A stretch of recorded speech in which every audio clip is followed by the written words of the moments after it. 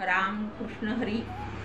उपजे ते नाशे, नाशले ते पुनरपी दिसे, हे घटिका यंत्र तैसे परिभ्रमेगा। इतकी छान ओवी आहे ही ज्ञानेश्वर महाराजांची। आणि ह्या ओवीत किती थोडक्यात किती मोठा सार दडलेला आहे यामध्ये। माऊली सांगतात, जे जन्माला येतं म्हणजे मनुष्यच नाही, कुठलीही गोष्ट जी निर्माण होते ती कालांतरानं नष्ट पावते। आणि नाहक तुम्ही त्या गोष्टीसाठी हट्ट धरून बसता, पण ती गोष्ट संपणारी आहे हे घटिका यंत्र कधीही आपण विचारात घेत नाही। आणि यामुळं आपला खूप मोठा गोंधळ उडत असतो। प्रत्येक गोष्टीला अंत आहे, हे जन्म मरण सोडा, पण बाकी सुद्धा कुठल्याही गोष्टी घ्या। आम्हाला भौतिक शास्त्रामध्ये 8वीला एक व्याख्या होती, एखाद्या पदार्थाच्या स्थानात दुसऱ्या पदार्थाच्या संदर्भाने सतत होत राहणाऱ्या बदलास चलन असे म्हणतात।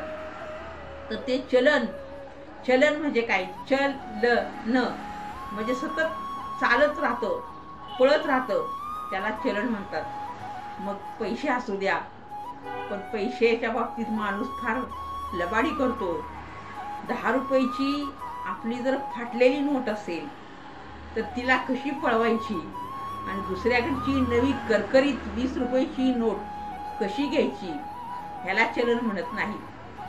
चलन असं आहे की ते त्याच्या योग्य दिशेनंच पळालं पाहिजे, किंवा वर्तुळाकार फिरत असेल तर फिरलं पाहिजे नैसर्गिकरित्या, त्याचाच आनंद तुम्हाला भेटेल।